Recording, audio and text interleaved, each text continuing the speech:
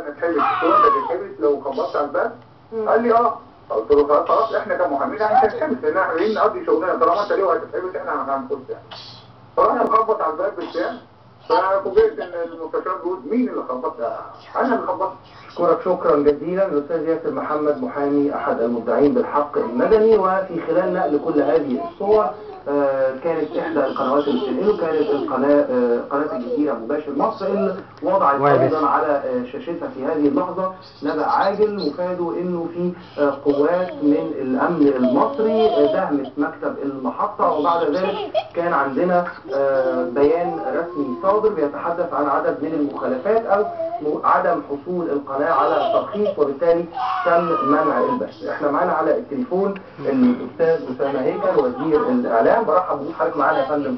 حاجة مساء الخير. مساء النور، أهلا بيك. اهلا بيك. الحمد لله. يعني عايز أقول لك بشكل مباشر إنه النهارده كان هذا القرار مدعاة لقلق ناس كتير قوي، وتصوروا إن ده